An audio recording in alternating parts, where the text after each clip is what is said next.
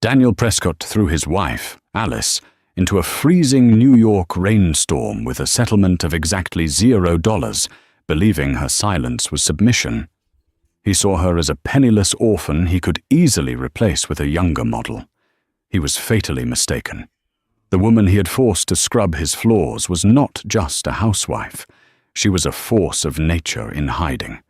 When she finally revealed her true name in court, the blood didn't just drain from Daniel's face, it froze the entire room. You are not ready for who she really is. The sound of the Patek Philippe watch hitting the marble countertop echoed like a gunshot in the silent penthouse. "Take it," Daniel Prescott said, his voice devoid of the warmth it had held 3 years ago. "Sell it. That's your severance package. Now get out." Alice stood near the floor-to-ceiling windows of the penthouse overlooking Central Park. Outside, a torrential October storm was battering the city, turning the skyline into a blur of grey and angry charcoal. She looked down at the watch, a gift she had bought him with money she saved from her allowance, and then up at the man she had loved for 5 years. Daniel wasn't looking at her. He was adjusting the cuffs of his bespoke suit, checking his reflection in the darkened glass. At 34, he was the CEO of Prescott Mining, a company that had quadrupled in value since their marriage. He looked powerful, untouchable, and utterly bored. "Daniel," Alice whispered, her voice trembling not with fear, but with a shock so cold it felt like hypothermia. "It's 11 p.m. It's pouring rain. I have nowhere to go." "Not my problem," a sharp, aristocratic voice cut in from the hallway. Beatrice Prescott, Daniel's mother, walked into the living room. She was holding a glass of champagne, the bubbles catching the light of the chandelier. She didn't look at Alice. She looked through her, as if Alice were a stain on the pristine white rug. "You've had a free ride for 3 years, Alice," Beatrice sneered, taking a sip. "You came from nothing. No parents, no lineage, no money. My son plucked you out of that diner in Brooklyn and gave you a life of luxury. And how do you repay him? By being inadequate." Alice's hands clenched at her sides. "Inadequate? I managed this household.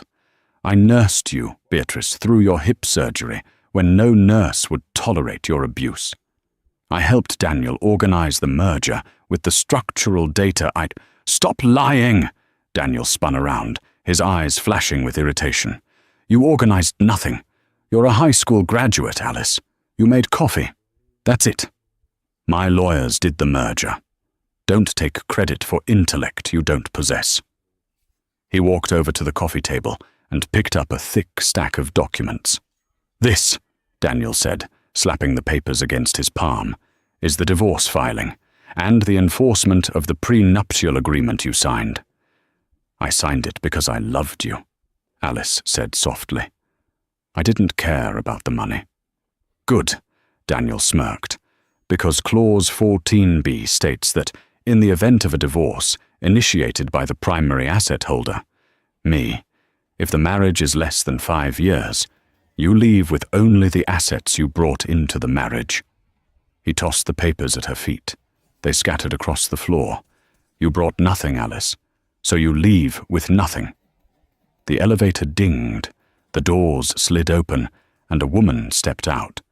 She was tall, blonde, and wearing a red dress that cost more than the house Alice grew up in. It was Lila Monroe, the daughter of a senator, and Daniel's head of PR. Lila didn't say a word.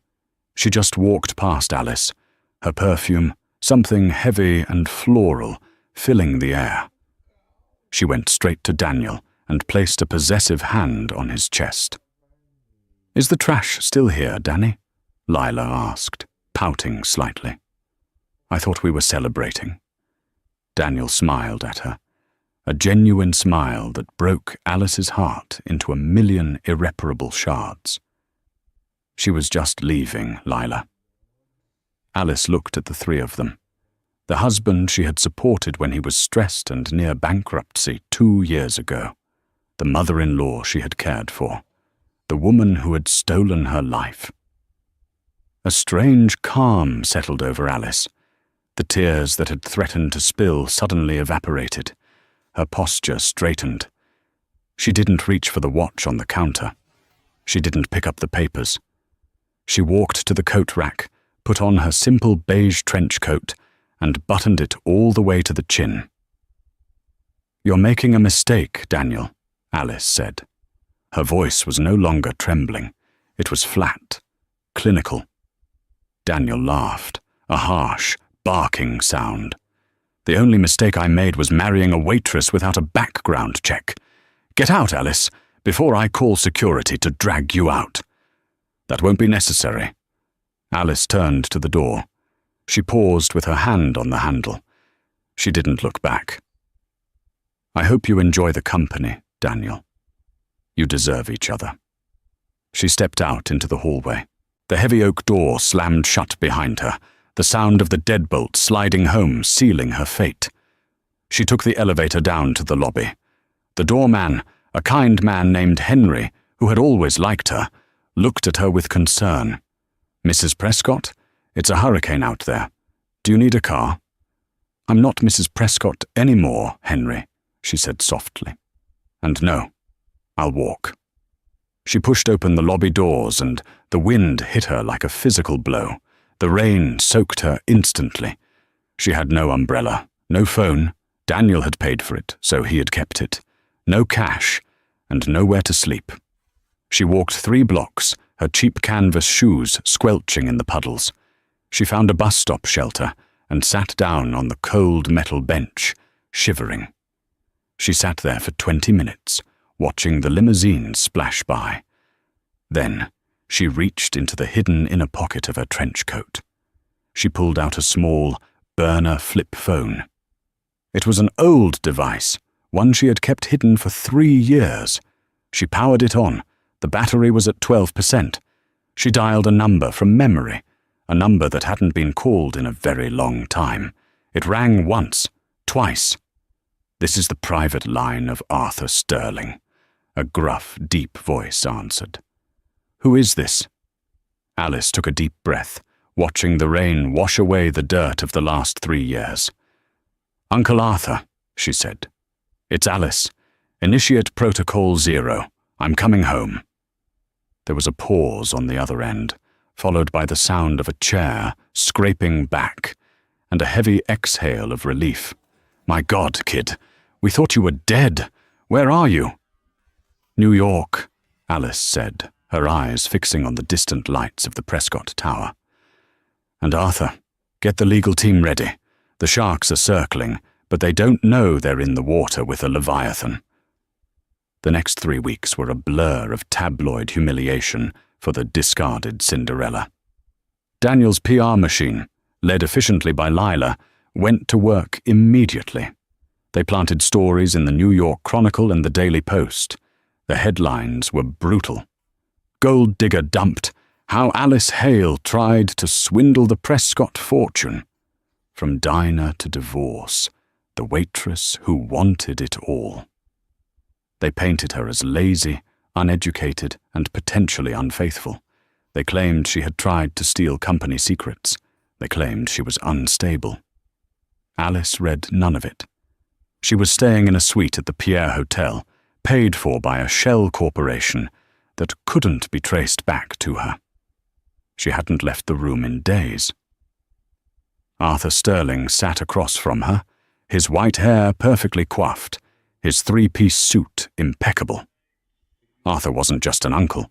He was the managing partner of Sterling, Hunt and Associates, the most feared corporate law firm in London and Zurich. "They have filed for a court date on November 15th, Arthur said, reviewing a dossier. "They want to expedite the divorce. Daniel wants to marry Lila by Christmas. They are petitioning for an annulment based on fraud, claiming you misrepresented your background to entrap him." Alice sat by the window, sipping Earl Grey tea. She looked different. The beige trench coat and simple dresses were gone. She was wearing a structured navy blazer, tailored trousers, and her hair, usually kept in a messy bun for Daniel's preference, was blown out straight and sharp. Fraud, Alice mused, a small, cold smile playing on her lips. That's ironic. They have no idea, do they? Arthur asked, looking at her over his spectacles. Daniel? Beatrice? The girl. They haven't done a deep background check? They did a standard check, Alice said.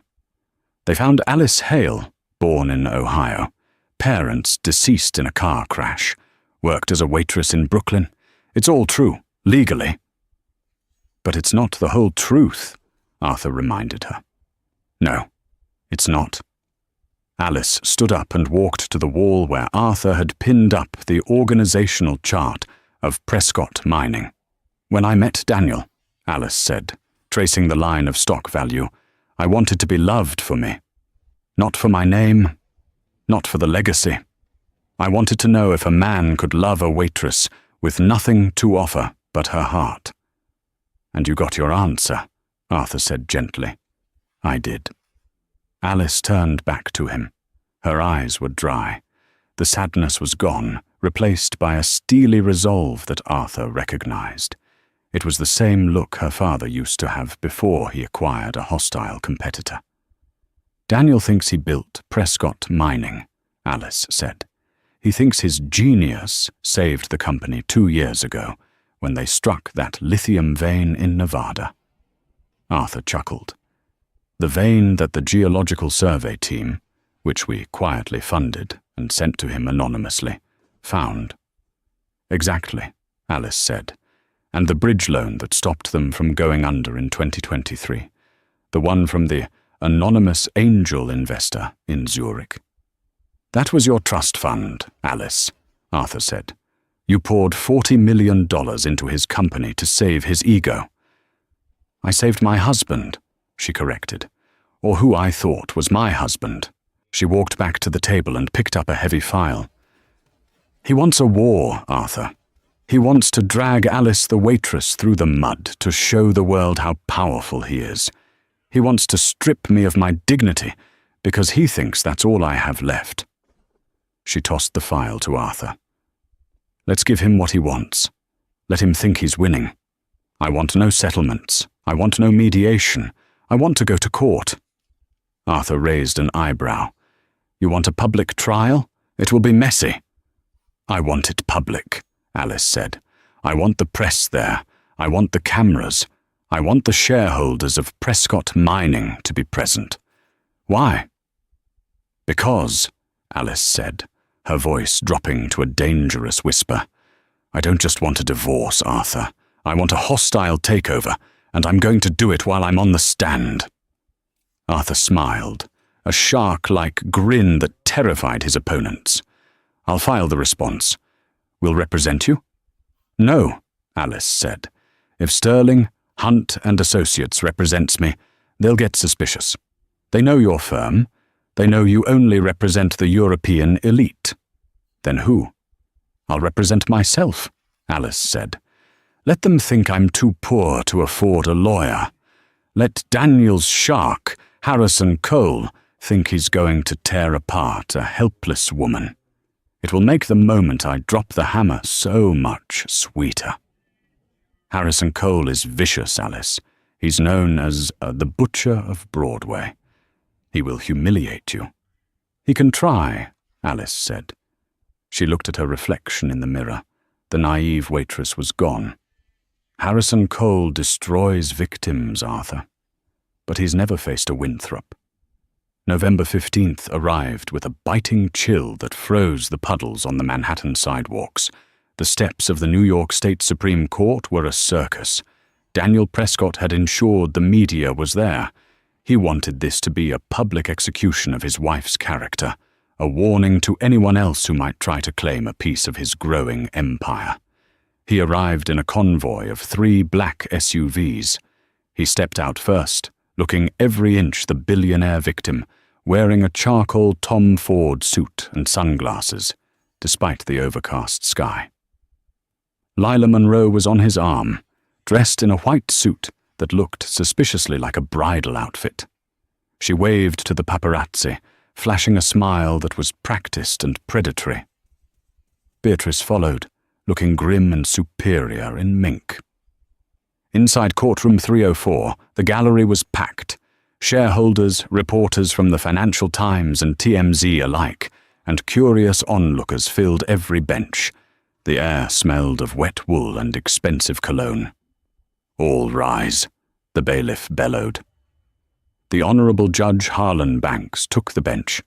He was an older man, known for favouring the establishment, a detail Daniel's legal team had undoubtedly counted on. Daniel sat at the plaintiff's table, flanked by Harrison Cole and 3 junior associates. Cole was a man who looked like a bulldog stuffed into a suit, broad, bald, and radiating aggression. He was arranging his papers with the confidence of a man who had already won. At the defendant's table there was only one chair. The doors at the back of the courtroom opened. The room went silent, anticipating the entrance of the weeping ex-wife. Alice walked in. She wasn't weeping. She wasn't wearing the rags they expected, nor the flashy designer clothes she used to wear to please Daniel. She wore a vintage black dress, high-necked and long-sleeved, tailored to perfection. Her hair was pulled back in a severe, elegant chignon. She carried a single, battered leather briefcase. She walked down the aisle, the click of her heels the only sound in the room. She didn't look at the cameras. She didn't look at Daniel, who was whispering something to Lila and snickering. Alice took her seat at the empty table. She placed the briefcase down and sat with her back straight, hands folded on the table. "Case number 77B, Prescott v. Prescott," Judge Banks announced, looking over his reading glasses. "Counsel for the plaintiff?" "Harrison Cole, representing Mr. Daniel Prescott," Cole boomed, standing up. "And counsel for the defendant?" The judge looked at Alice, scanning the empty seats beside her. "Mrs. Prescott, is your attorney late?" Alice stood up slowly. "I have no attorney, Your Honor. I will be representing myself." A ripple of laughter went through the gallery. Daniel shook his head, a pitying smile on his face. Cole actually chuckled audibly. "Mrs. Prescott," Judge Banks said, his tone condescending. "This is a high-stakes divorce, proceeding involving complex assets and prenuptial agreements. I strongly advise you to seek counsel. Mr. Prescott has employed one of the top firms in the city." "I am aware of Mr. Cole's reputation," Alice said, her voice clear and calm, carrying to the back of the room without a microphone. "But as my husband has frozen all my bank accounts and cancelled my credit cards, I cannot afford a retainer. Therefore, I must rely on my own capabilities." "Very well," the judge sighed, clearly annoyed at the prospect of a messy amateur trial. "But I will not grant leniency on procedure. Mr. Cole, your opening statement." Harrison Cole strode to the center of the floor, buttoning his jacket. He turned to the gallery, treating them like a jury. "Your Honor, this case is simple," Cole began, pacing. "It is a case of fraud. 3 years ago, Daniel Prescott, a man of vision and industry, met a woman. He believed her to be honest. He believed her to be supportive. He lifted her from poverty, gave her a home, clothes, jewelry, a life most only dream of. He pointed a thick finger at Alice. In return, she offered nothing, no support, no ambition. And when Mr. Prescott's company faced a crisis 2 years ago, she didn't offer help. She offered spending bills. She is a leech, Your Honor. And now that Mr. Prescott has rightfully ended this sham of a marriage, she refuses to leave quietly. She demands half of a fortune she didn't earn. We are here to enforce the prenuptial agreement and grant Mr. Prescott an annulment based on material misrepresentation. Cole paused for dramatic effect. We will prove that Alice Prescott is nothing more than a grifter who trapped a good man. He sat down to a murmur of approval from the shareholders in the audience. Mrs. Prescott? The judge looked at her. Your opening statement? Alice stood up again. She didn't pace. She didn't gesture. She looked directly at Daniel. Mr. Cole is right about one thing, Alice said softly. This case is about fraud, but he is wrong about who committed it. She paused, letting the silence hang. I do not want half of Daniel's money. I do not want alimony. I do not want the penthouse. Daniel frowned. If she didn't want money, what was she doing here? I am here, Alice continued, to correct the record and to reclaim what is legally mine, not under the laws of marriage, but under the laws of equity and contract. Objection, Cole barked, standing up halfway. Vague. Overruled, the judge said, curious. Proceed. I have no further opening statement, Alice said, sitting down. The courtroom buzzed with confusion. Was she giving up? Was she crazy? Call your first witness, Mr. Cole, the judge said. I call Daniel Prescott to the stand. Daniel adjusted his tie and walked to the witness box. He swore to tell the truth. He looked handsome, confident, the picture of American success. Cole led him through a rehearsed series of questions. Daniel painted a picture of a marriage where he worked 18-hour days while Alice shopped and complained. He described how he built the company from the ground up. And 2 years ago, when the company nearly went under, Cole asked, how did you save it? Daniel puffed out his chest. It was hard. I had to leverage everything. I worked day and night to find investors. Finally, I secured a private equity injection from a Swiss trust. It was my reputation that closed the deal. The Zurich Angel, they called it. They bet on me. And did Alice help with this? Alice? Daniel laughed. She was at a spa in the Hamptons while I was negotiating the deal of a lifetime. She didn't even know we were in trouble. Thank you, Mr. Prescott.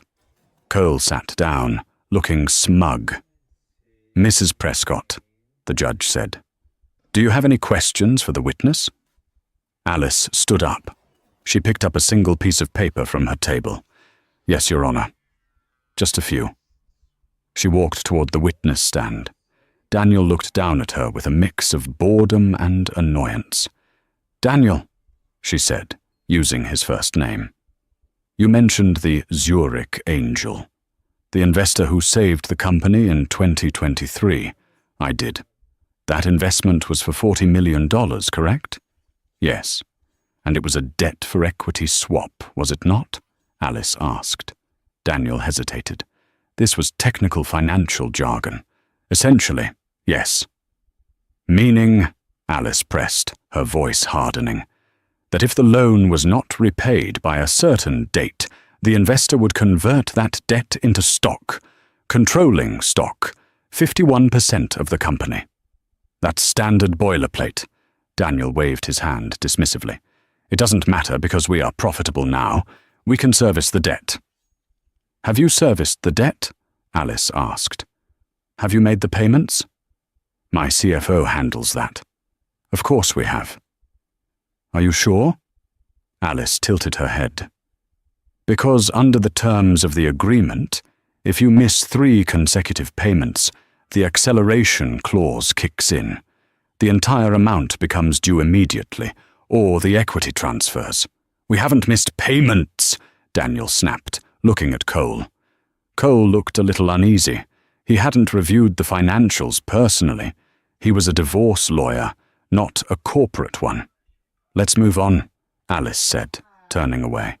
You claim I brought no assets into the marriage, that I was just a waitress. You were, and you claim I am uneducated. You have a high school diploma, Alice. Don't pretend you're a scholar. Okay. Alice walked back to her table and picked up another document. One last question, Daniel. Do you know who owns the building where Prescott Mining is headquartered? The skyscraper in Midtown? We lease it. Daniel said. "From a holding company, Skyline Properties." "And do you know who owns Skyline Properties?" "No. Some real estate mogul. Why does this matter?" "No further questions," Alice said, sitting down. Daniel stared at her. He felt a prickle of unease on the back of his neck. She wasn't fighting about the dog or the jewelry. She was asking about corporate debt and real estate. "The plaintiff rests," Cole said, trying to regain momentum. "We ask for a summary judgment." "Denied," the judge said. "The defendant may present her case." Alice stood up. The room went deadly quiet. "I call myself to the stand," she said. Alice sat in the witness box. She looked small against the dark wood, but her eyes were sharp. "Mrs. Prescott," Judge Banks said, "you may give your testimony." "I would like to submit into evidence Defense Exhibit A," Alice said. She pulled a thick binder from her briefcase and handed it to the bailiff. Cole snatched the copy the bailiff handed him. "What is this?" "These are bank statements," Alice said calmly into the microphone, "specifically the transaction records for the Zurich Angel Trust." Cole flipped the pages. Objection, relevance, and lack of foundation. "Where did she get these?" "These are confidential banking documents from Switzerland." "I have the foundation," Alice said, "because I have the access keys." "Overruled for now," the judge said, leaning forward. "Explain, Mrs. Prescott." "Daniel claimed I was at a spa when his company was failing," Alice said, looking at the jury gallery, then directly at the camera lens of a news crew. "I was actually in Zurich. I was meeting with the trustees of my family estate." "Your family estate?" Cole laughed, a loud, mocking sound. "You're an orphan from Ohio. Your father was a mechanic." "My stepfather was a mechanic," Alice corrected him. "He adopted me when I was 3. He was a wonderful man. But my biological father—" She paused. "My biological father died before I was born. My mother ran away from his family because they were too controlling. She wanted a simple life. She died when I was young, and I was raised not knowing who he was." "This is a touching sob story," Cole interrupted. "But we are on a schedule." "I found out who he was 4 years ago," Alice continued, her voice gaining strength. "Just before I met Daniel. The lawyers found me. They told me I was the sole heir to a rather significant lineage." Daniel was listening now. His face was pale. "I didn't want the money to change me," Alice said, "and I didn't want men to want me for it. So I kept my name. I kept my job at the diner. I met Daniel. I fell in love. And when he needed help, I authorized the transfer." "Lies!" Daniel stood up, slamming his hand on the table. "She's lying. She's delusional. She doesn't have $40 million. "Mr. Prescott, sit down," the judge roared. "Mr. Cole," the judge said, "cross-examine the witness. Expose the lie if it is one." Cole walked up to the stand. He looked like a predator sensing blood. He thought she was bluffing. He thought this was a desperate Hail Mary. "Mrs. Prescott," Cole sneered, "you expect this court to believe that you, a woman who was scrubbing floors last week, are a secret heiress? Who was your father?" "I'll get to that," Alice said. "No, tell us now." "I want to finish discussing the debt," Alice said coolly. "Mr. Cole, did you check the payment records for the Prescott mining loan?" "I did not," Cole said. "My client says they are paid." "Your client is wrong." Alice pulled a single sheet of paper from her pocket. "This is a notice of default, dated 3 days ago. Prescott Mining has missed not 3, but 4 payments. The funds were diverted." She looked at Lila Monroe in the gallery. "Diverted to a private account in the Cayman Islands, an account under the name Lila Monroe." The courtroom erupted. Lila gasped, her hand flying to her mouth. Daniel froze. Order! Order! Judge Banks banged his gavel. "That's impossible!" Daniel shouted. "I signed the checks myself." "You signed what Lila put in front of you," Alice said simply. "You really should read what you signed, Daniel. Just like you should have read the prenup more carefully." "The prenup protects me," Daniel yelled. "Clause 14b, Alice recited from memory. "The one you threw in my face. In the event of divorce, the spouse leaves with only the assets they brought into the marriage." "Exactly," Cole shouted. "You brought nothing." "I brought the Zurich Angel Trust," Alice said. "I owned it before we met. It is pre-marital property, and since the company is now in default to that trust—" She leaned forward, her eyes locking onto Daniel's. "The acceleration clause is active. I am calling the loan, Daniel. Right now, in front of everyone." "You can't pay $40 million today," she whispered. "Which means, per the contract, the collateral serves as payment." "The collateral is the company," Daniel whispered, his voice trembling. "Yes," Alice said. "I don't want half your company, Daniel. I'm taking all of it, because I brought the money that saved it. Therefore, under your own prenup, I leave with it." Cole was stunned. He looked at the papers in his hand. If she really was the investor, the prenup, the very weapon they used to hurt her, was now a guillotine hanging over Daniel's neck.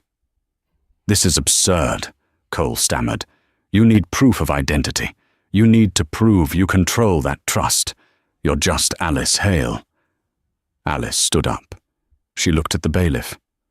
"I would like to submit one final piece of evidence. My birth certificate. The real one." The bailiff took the document and handed it to the judge. Judge Banks adjusted his glasses. He looked at the paper. Then he looked at it again. His eyes went wide. He looked up at Alice with a completely new expression. Fear? Respect? "Mr. Cole," the judge said, his voice unusually quiet. "Come look at this." Cole walked up to the bench. He looked at the document, his face drained of all color. He stepped back as if he had been physically struck. "Oh my God," Cole whispered. "Read it," Alice commanded. Her voice wasn't loud, but it had the weight of mountains. "Read the name on the certificate, Mr. Cole. Tell the court who I am." Cole looked at Daniel, who was shaking. Then he looked at the press. "The father's name." Cole's voice cracked. "The father's name is Alexander Vanderbilt." The silence in the courtroom was absolute. It was a vacuum. "Vanderbilt," someone whispered in the back. "Like the railroads? Like the billionaires?" "And my mother," Alice added, "was a Rothschild."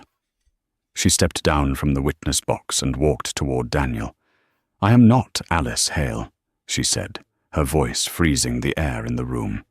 "My name is Alice Vanderbilt Rothschild.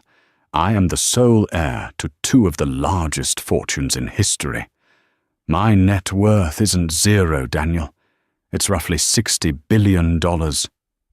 She stood over him. He looked small, tiny. "You threw me out because you thought I was poor," she said. "You threw out a woman who could have bought your entire life with her pocket change."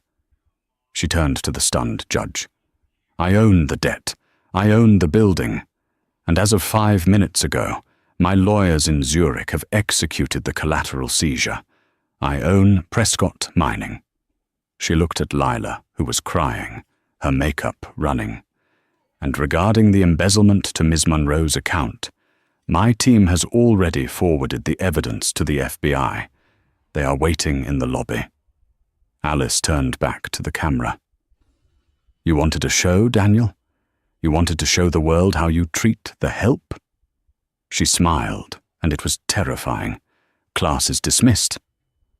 The courtroom was no longer a place of law. It was a crime scene. The air felt heavy, as if the sheer weight of the names Alice had just uttered, Vanderbilt and Rothschild, had altered the gravity of the room. Daniel Prescott didn't move.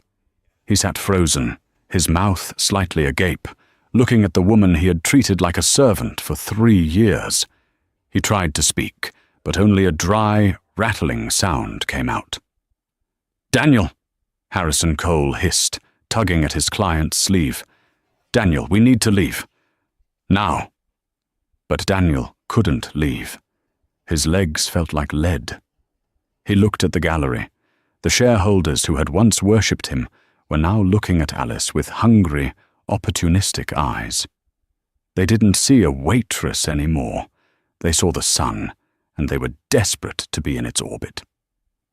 "Your Honor," Alice said, turning back to Judge Banks, who was still staring at her birth certificate as if it were a holy relic. "Since the ownership of the debt and the underlying assets is no longer in question, I move for an immediate stay on the divorce proceedings until the criminal investigation into Ms. Monroe is completed. I grant the stay," Judge Banks stammered. He looked at Daniel with a mixture of pity and contempt. "Mr. Prescott, I suggest you find a criminal defense attorney.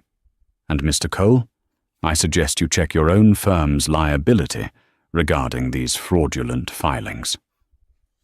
As the judge's gavel hit the wood, the doors at the back of the courtroom burst open.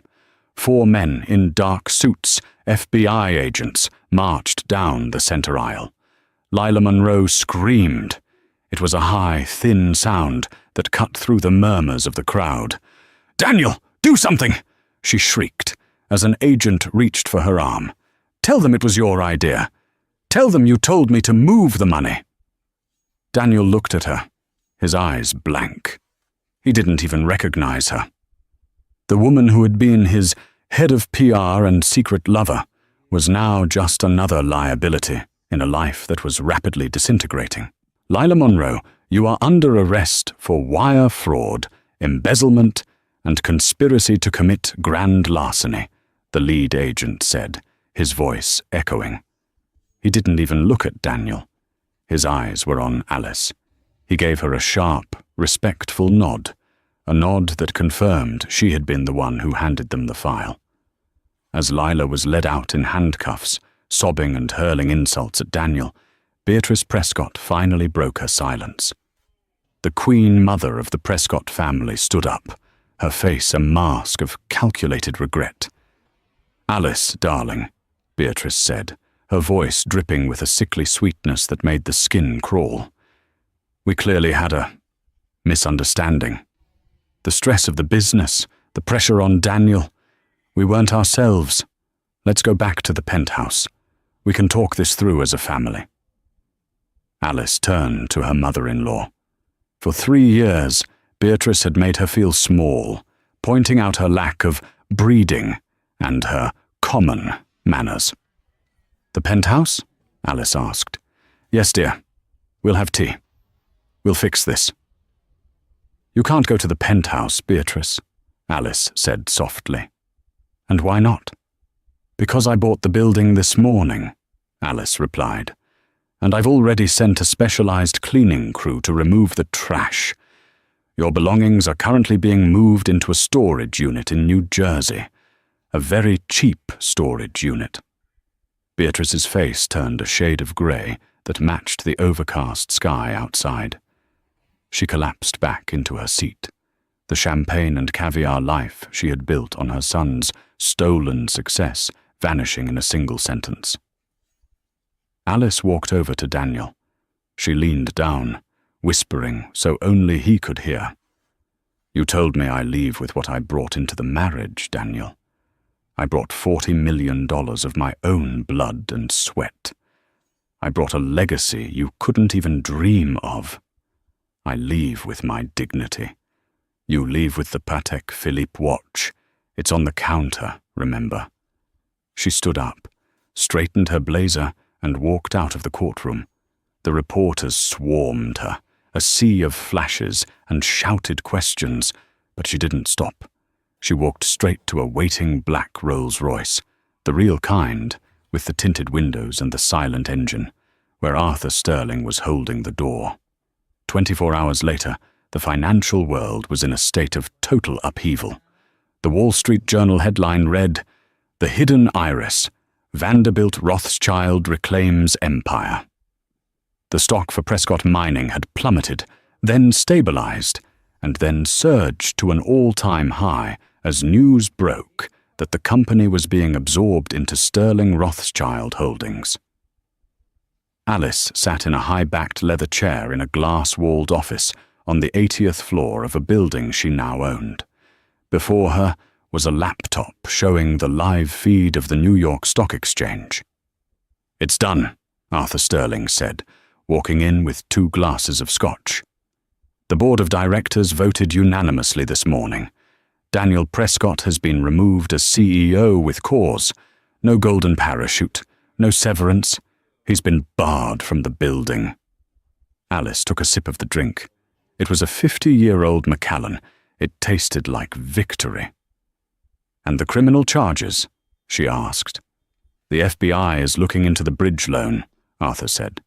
"Since Daniel signed the documents claiming the funds were his own personal assets, which was a lie, they're looking at felony bank fraud. He's looking at 10 to 15 years. "Good." There was a knock on the door. A young assistant, looking terrified, stepped in. "Ms. Vanderbilt Rothschild, there is a man downstairs. He says he needs to see you. Security stopped him, but he's making a scene." "Daniel?" Alice guessed. "Yes, ma'am." Alice looked at Arthur. He shrugged. "Do you want me to have him removed?" "No," Alice said, standing up. "I want to see the look in his eyes when he realizes there is no way back." She went down to the lobby. The space was cavernous, filled with white marble and modern art. Daniel was standing near the security desk, looking disheveled. He hadn't shaved. His Tom Ford suit was wrinkled, and his tie was missing. He looked like a man who had been awake for a century. When he saw her, he tried to rush forward, but 2 massive security guards blocked his path. "Alice! Alice, please!" he yelled. "I know I messed up. I was blinded. Lila, she manipulated me. She was the one who pushed for the divorce. I still love you." Alice stopped 10 feet away from him. The lobby was full of employees, all of them watching the fallen king beg. "You don't love me, Daniel," she said, her voice cool and echoing. "You love the idea of power, and when you thought I had none, you threw me away like a used napkin. You didn't even give me a coat in the rain. I was wrong. I'll do anything. I'll work for you. I know the company better than anyone." "You don't know the company at all," Alice interrupted. "You didn't even know who your own wife was. You lived with me for 5 years, and you never once looked at me. You only looked at your reflection in the mirror." She took a step closer, her heels clicking on the marble. "I didn't stay with you for your money, Daniel. I stayed because I thought you were a man of character. I watched you turn into a monster of greed. I stayed to see if there was any soul left in you. The night you threw me out, I got my answer." Daniel fell to his knees. It was a pathetic sight. "Please, Alice, I have nothing. They froze my personal accounts. I can't even pay my lawyer." Alice looked down at him. She felt no pity, only a profound sense of closure. "I'm a Vanderbilt, Daniel. We don't forgive. We just settle the books." She turned to the security guards. "Show him the exit, and if he ever sets foot on any property owned by my family again, have him arrested for trespassing." As they dragged Daniel toward the revolving doors, Alice turned her back. She didn't look at him as he screamed her name. She didn't look as the cameras caught his final humiliation. She walked back to the elevators. As the doors closed, she saw her reflection in the polished gold of the lift. She didn't see a waitress. She didn't see a victim. She saw a woman who had finally claimed her throne. The transition from a woman who was nothing to a woman who owned everything was not as loud as the newspapers made it out to be. For Alice Vanderbilt Rothschild, the year following the trial was a study in silence, a profound, expensive, and restorative quiet. While the world's financial markets reeled from her emergence and the collapse of the Prescott name, Alice had retreated to a sanctuary of her own making. She sat on the expansive limestone terrace of her estate in the Hudson Valley. This was not a glass and steel penthouse designed to intimidate visitors. It was a sprawling, historic manor of field stone and oak, hidden behind 3 miles of private road and a security detail that was more sophisticated than that of some small nations. The air here didn't smell of New York exhaust and ambition. It smelled of damp cedar, wood smoke, and the turning of the seasons. Alice leaned back in a hand-carved Adirondack chair, a cashmere throw draped over her knees. In her hand was a thick, cream-colored envelope that had been delivered by a private courier. It was the final report from the liquidators regarding the estate of Daniel Prescott. She opened it, not with the hunger of a predator, but with the detached curiosity of an accountant. Daniel's fall had been total. The court had not been kind to a man who had attempted to use the legal system to facilitate what amounted to corporate theft. After the FBI moved in, the house of cards collapsed. The investigation into the Zurich Angel loan had revealed a web of lies Daniel had told his own board of directors. To save face, he had forged signatures and manipulated stock values. When Alice, the actual owner of that debt, called in the collateral, she hadn't just taken his company. She had taken his immunity. Daniel had been sentenced to 12 years in a federal penitentiary. The report mentioned that he was currently in a medium security facility in Pennsylvania. He had tried to file for bankruptcy to protect his remaining personal assets, but the civil suits Alice's team had launched on behalf of the defrauded shareholders had stripped him to the bone. Even the Patek Philippe watch he had tried to throw at her during the eviction had been seized by the feds as part of his restitution. Alice turned the page to find a smaller, handwritten note tucked inside. It was from the warden's office, a courtesy notification that a prisoner had attempted to send her mail. Daniel had written to her 7 times in the last 3 months. The notes were always the same, a mixture of frantic apologies, recollections of their better times, and eventually the inevitable plea for her to use her influence to move him to a cushier facility. She didn't ask to see the letters. She didn't need to read his words to know they were hollow. Daniel Prescott didn't regret hurting her. He regretted being caught by someone more powerful than him. To him, love was always a transaction, and he was simply devastated that he had lost the trade. Then there was Beatrice. The grande dame of New York society had become its most cautionary tale. Alice had been surgical in her treatment of her former mother-in-law. She hadn't sent her to jail. That would have been too merciful. Instead, Alice had ensured that the social world Beatrice valued more than life itself became a vacuum. No one took her calls. No one invited her to the galas. The boutiques on Fifth Avenue that used to close their doors so she could shop in private now respectfully declined. Her credit cards. Beatrice was living in a small, 2-bedroom apartment in a nondescript part of Queens. It was clean, it was safe, but to a woman who once measured her worth by the height of her ceiling and the vintage of her wine, it was a tomb. She spent her days writing a memoir that no publisher would touch because the Vanderbilt Rothschild legal department had sent a preemptive, friendly reminder to every major house in the country regarding the laws of defamation and NDAs. Alice sipped her tea, her eyes tracking a red-tailed hawk circling over the valley. The sound of a gravel-crunching car interrupted her thoughts. A silver SUV pulled into the circular drive, and Arthur Sterling stepped out. He looked tired but energized, his briefcase bulging with the weight of a dozen new acquisitions. "The London markets are closed," Arthur said, walking onto the terrace and helping himself to a seat. The rebranding is complete. Prescott Mining is officially history. The new entity, Vanderbilt Ecological, is now the primary partner for the EU's Green Energy Initiative. He looked at Alice, his eyes softening. You've done more in 12 months than Daniel did in a decade. You didn't just take his company, Alice. You fixed it. I didn't do it to fix it, Arthur, she said softly. I did it because it belonged to me. My father's side of the family built this country on railroads and steel. My mother's side built it on banking. They were ruthless, yes, but they were never small.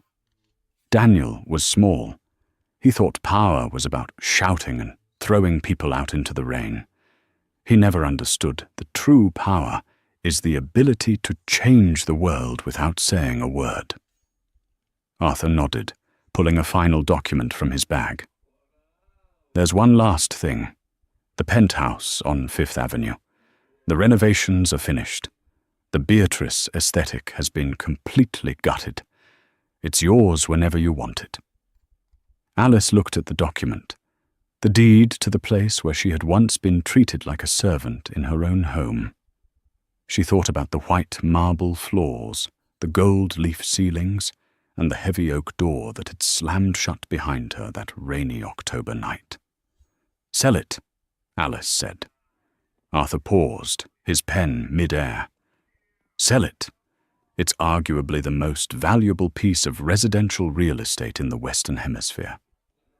Sell it, she repeated, a ghost of a smile on her lips, and donate the proceeds to the Hale Foundation. I want it to go toward building shelters for women who have been displaced by domestic and financial abuse. I want them to have a place to go when they think they have nothing left. Arthur stared at her for a long moment, then smiled. The Hale name. Your stepfather's name. He was the only man who ever loved me when I actually had nothing, Alice said.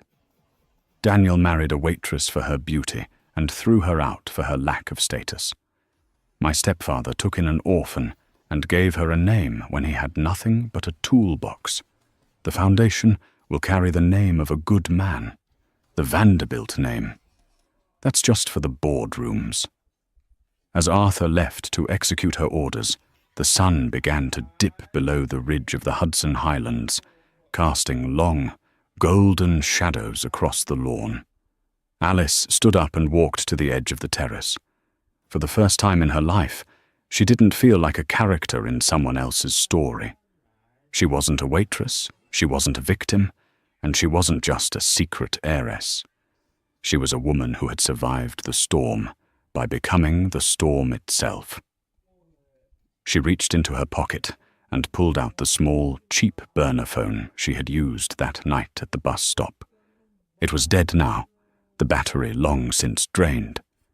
She looked at it for a moment, remembering the girl in the beige trench coat who had shivered in the rain, wondering if she would ever feel warm again. She placed the phone on the stone ledge and walked back into her house, leaving the past behind her in the dark. And that is the story of how the world's most powerful family hid in plain sight, and what happens when you mistake a lioness for a lamb. Daniel Prescott thought he was discarding a woman with no value, only to realize he had thrown away the very thing that kept him alive. It's a reminder that you never truly know who is standing across from you, and that the most dangerous person in the room is often the one you choose to ignore. If you enjoyed this story of justice, power, and the ultimate comeback, make sure to hit that like button right now. Don't forget to subscribe and turn on the notification bell so you never miss our deep dives into the lives of the world's most mysterious elite. Share this video with someone who needs to hear that your worth isn't defined by what you have, but by who you are. Thank you for watching, and we'll see you in the next one.